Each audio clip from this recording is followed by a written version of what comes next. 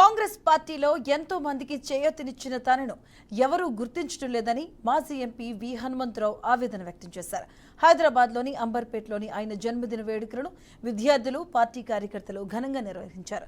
ఇక పార్టీలో అంతర్గతంగా ఎన్ని విభేదాలు ఉన్నా బడుగు బలహీన వర్గాలకు న్యాయం చేయాలని విహెచ్ కోరారు. సోనియా గాంధీ ఇచ్చిన 6 గ్యారంటీల పథకాలను సీఎం రేవంత్ రెడ్డి అమలు చేస్తున్నట్లు తెలిపారు.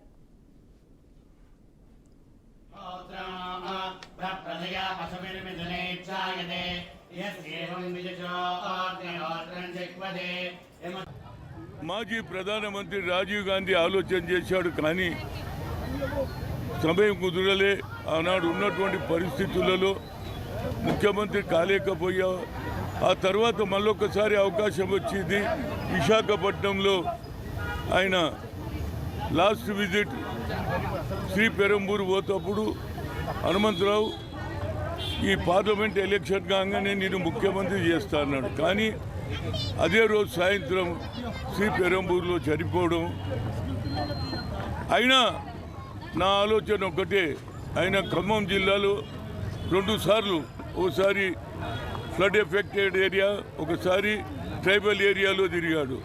నా జీవితంలో ఒక ఆశ ఉండే, రాజీవ్ గాంధీ ఆలోచనను ఇంప్లిమెంట్ చేయాలని గత 8 ఏళ్ల నుంచి అక్కడనే పనిచేస్తున్నా. రాజీవ్ గాంధీ విగ్రహం పెట్టా. రైతులకు సంఖ్యలు వేస్తే వాళ్లకు ₹1,00,000 ఇవ్వడం జరిగింది. హాజీపూర్లో నిరుపేదలైనటువంటి చిన్న అమ్మాయిలను రేప్ చేసి మర్డర్ చేస్తే అక్కడ కూడా పోయాను. అదేవిధంగా కీసర దాయరాలో ఇందిరాగాంధీ ఇచ్చిన భూములు